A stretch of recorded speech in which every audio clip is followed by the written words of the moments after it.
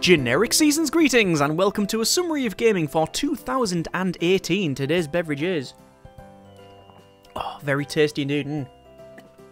That is a nice libation. That is Wirchwood Brewery's Bar Humbug, 4.3%, fruity, malty, and very Christmassy tasty indeed. So every year I basically do a list video where I run down through different games that I've played. A lot of them have been included in this list because of the sheer amount of time that I've put into them, but there's also ones that I may have not played for a massive amount but are noteworthy in some way, and there's a couple that I haven't even featured. The only real rules for the list is that I have to have played them for this year. The majority have been released this year, but there's some that have either come out of early access or it's just something that I've continued playing and I want to point out. And that's pretty much what this is, just a sort of celebration of the games that we've played and featured on the channel and enjoyed. So we'll start with PC Building Simulator. This game filled a gap in the market that I didn't think would need to be filled. You would have thought that this had already been made before, and yes, there's been other games where you can build machines and run IT stores and things like that, but this one really, I think, knocked it out of the park, because not only has it got like overclocking and water cooling and campaign modes that recently has been expanded upon,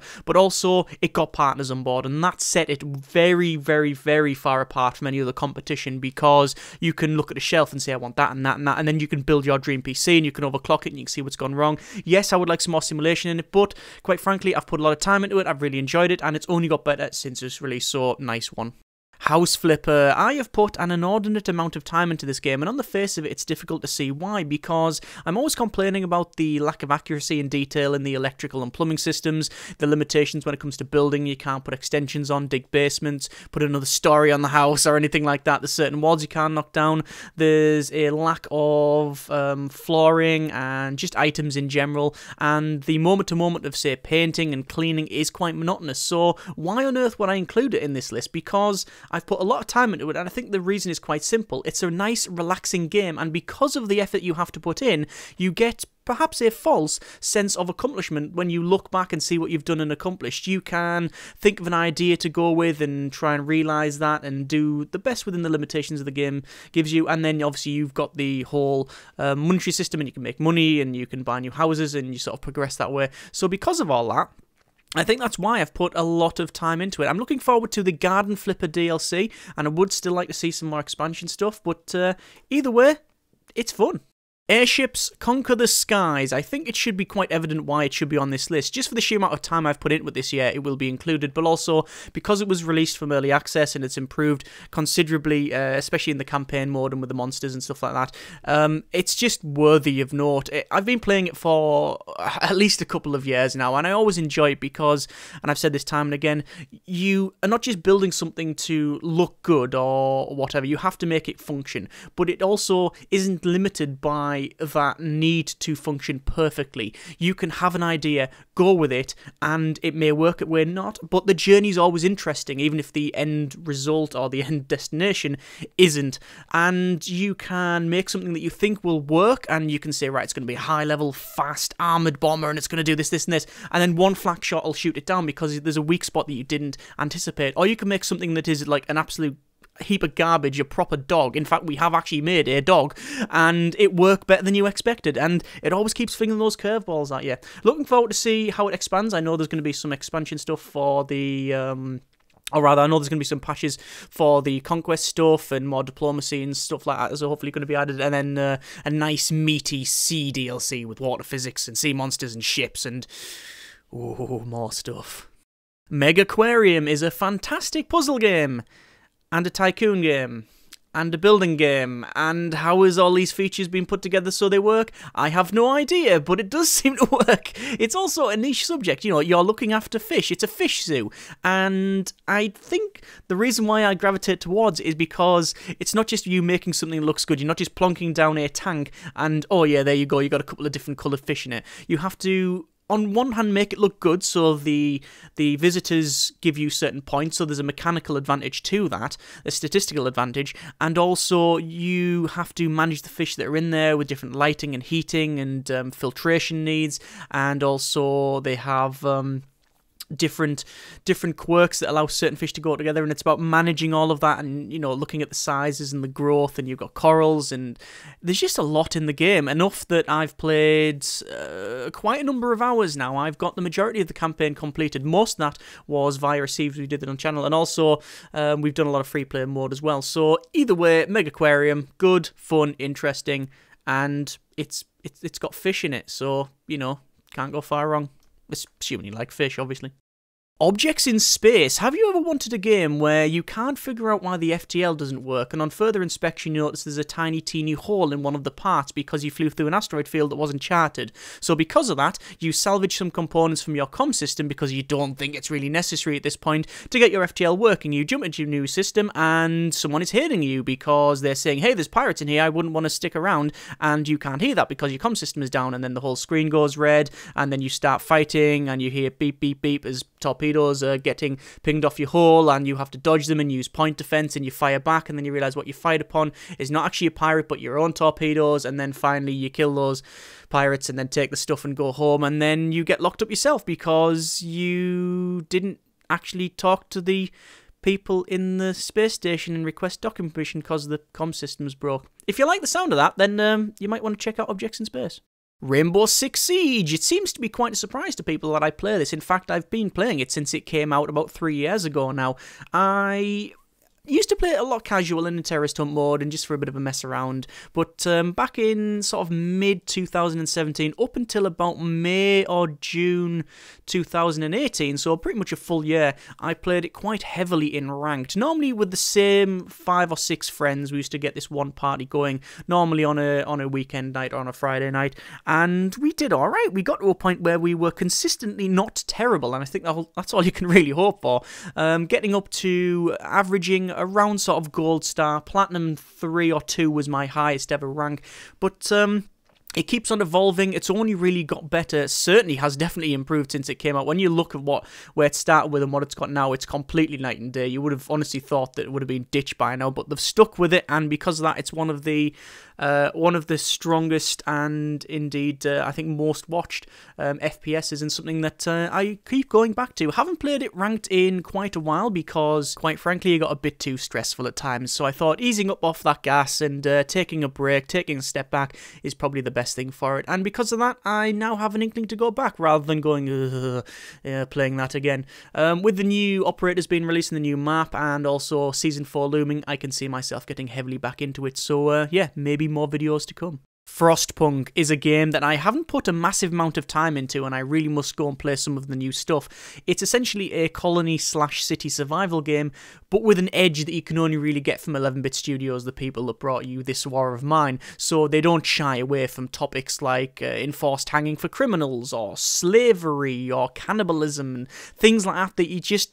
Others would sort of go, let's just sort of push that over there. And I like the way you can choose which way to go, and you've got different scenarios now, and you can go more automatons, you have different choices, and it's just a really interesting game. Again, it makes you think about certain things and go, you know, how far would you go to make sure that your people survive, and the sort of reality bleakness, but also enduring hope that you sort of get from a situation like that.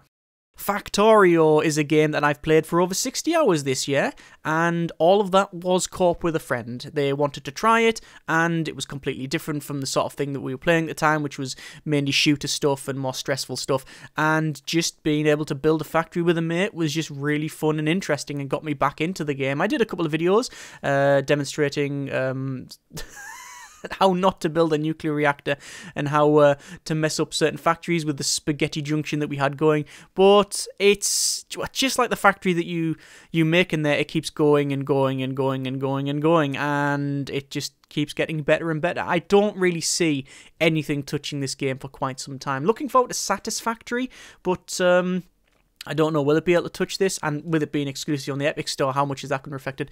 I don't know. We will have to see. Either way, Factorio, fun, interesting. You can play a co-op, and looking forward to see what they add in the future. 2Point Hospital. Is it a modern theme hospital? Yes, it is. Does it rest solely on the nostalgia from that game? No, not entirely. You can pretty much look at every point in the game and say, yeah, that was copied over from this, but it also expanded upon things. You've got more training stuff.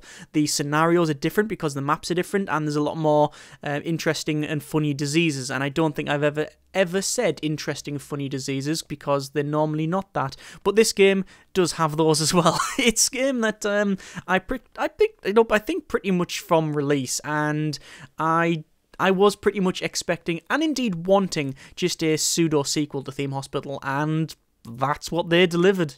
Dead Cells, a roguelite Metrovania. How on earth then did I pick this up? Because that's a set of genres that I go nowhere near. Well, quite simply, it was the sheer amount of overwhelmingly positive reviews that made me give this one a go, and I'm really glad that I did, because I would have thought that I'd be bored of this sort of thing, just thought it wouldn't be for me, B, terrible at it, and C, completely, absolutely, brutally hit in the face with it. And although that last one is sort of accurate, I got into the game so much because the moment-to-moment is so engaging, it's so visceral, you can do different builds, and even when you fail, because certain things are kept over, you feel like you've still made some progress. It is a very, very fun, engaging, interesting game, and deserves the praise that it's got.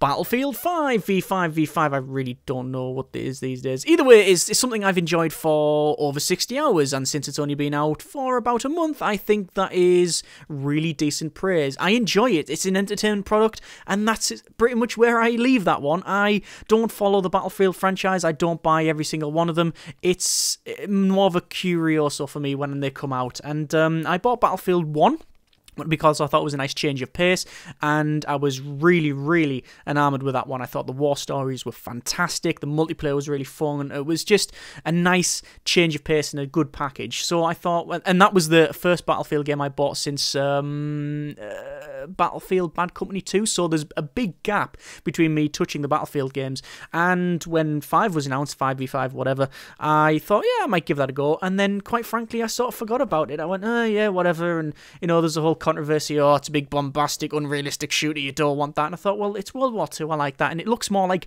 the Dirty Dozen and Kelly's Heroes rather than a sort of hyper-realistic thing, and I thought, you know what, I don't really mind that. Like I say, for me, I'm not invested that much in it to really care much more than that, and a friend picked it up, and he said, you might want to give it a go, and I've played it, and in spite of its numerous bugs, flaws, weird changes to core mechanics that then get reverted a week later, and all of that, and the fact that it's just downright unfinished, I'm still really enjoying it. The changes to squads and the classes stuff just seem to work. I obviously really want more maps and more modes and just more content, please.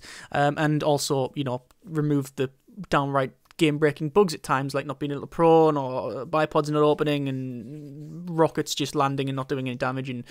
And if you're going to do a system where you have to get certain number of objectives done and it doesn't track those objectives half the time, then maybe that's considered a flaw. Either way, remove all those, get it finished, and it could be a decent title that people enjoy. I've enjoyed it, and, you know, you might too. Stellaris Megacorp is not technically a full game, but rather a DLC. However, with the release of that and the 2.2 patch, I think it's in one of the best places the game has been in for quite a while. With the release of 2.0 and the Apocalypse DLC, I thought it was quite good, but there was just a little bit something off with the whole war goal stuff, and it was really difficult to actually win wars.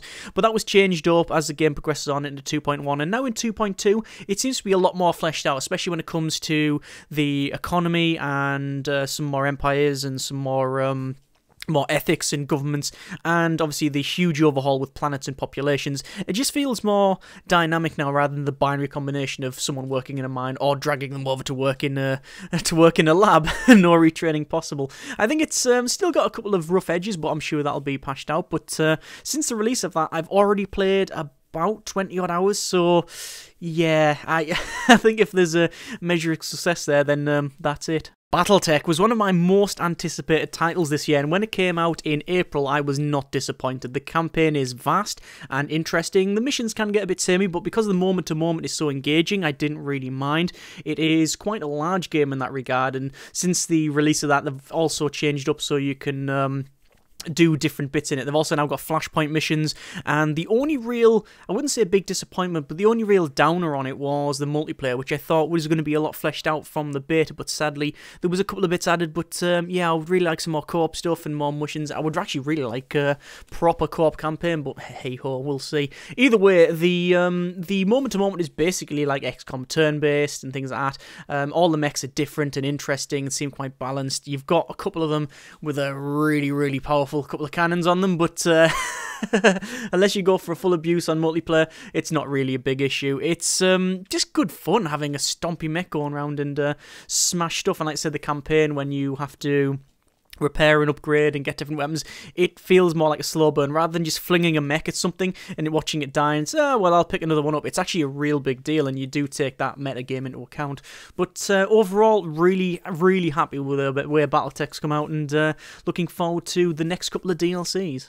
Unavowed is quite simply one of the best games I've played this year, and it's very difficult for me to explain why. I've tried to explain why on multiple occasions via my Patreon page. I've written 3,000 words and got nowhere near to a point, and I did that twice before settling for a summary basically saying, this game is amazing, you should probably try it.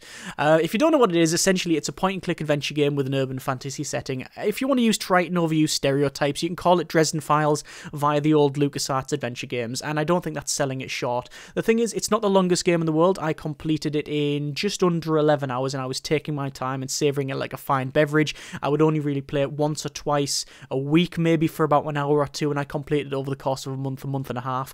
It's not the best looking game in the world. It's obviously very stylized and very lo-fi in some areas. I wish it had some more animations and certainly some more effects and such. But despite all of those little niggles, and some of the little niggles when it comes to maybe one or two characters not being completely fleshed out as much as I'd like, and some of the choices that you can make being before you really know why you would make those choices, before all these little things, I think it's absolutely fantastic, and there's a couple of main reasons for it. The first is the power of choice. It is, yes, a fairly linear adventure game, but you get to choose which order you do the missions in, and you get to make very difficult choices that there isn't really a right or wrong answer, and those will affect the overall story and the overall choices towards the end of the game. But the second main thing, and the reason I think this is certainly one of the best games I've played this year, is even though I've only played about 11 or 12 hours of it, I got lost in that world so much. And now it's very easy for me to get lost in a game that's very mechanically intensive. Something that I can read the mechanics of, know how it works, and then you're trying to beat that, and you're fighting that, and working within that. It's very easy for me to get lost and put a lot of hours into that sort of game. For a game like this, which is story-based, and, you know, not really a very mechanically heavy game, it takes something extra.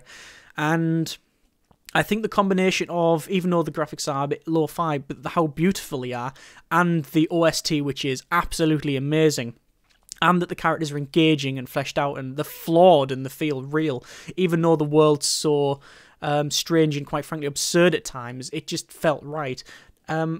I just got sucked right into that, and it really drew me in. And there was at one point very near the start of the game, there's a bit where you start off in a room where there's orange sun shafts coming through the window with rain pitter-pattering off the glass, and there's a nice bit of smooth jazz playing. I sat there for about 3 or 4 minutes before I realised I'm doing nothing. I'm literally just sitting here being in the world, and that takes something special for me to take something special for that to sort of get its hooks into me like that. And because of that, this shares jointly my game of the year.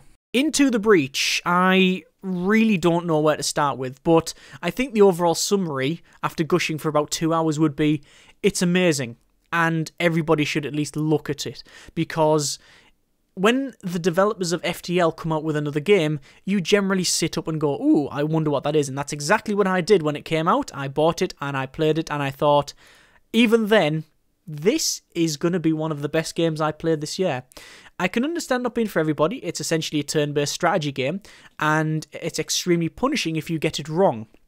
The fun comes with understanding the sequence of events, because you are told very precisely and also with great consistency what will happen when you do certain things, and you'll get told these things before you do them. So it's about reading the situation, reading what's going to happen and what effect you will have, and following the sequence of events.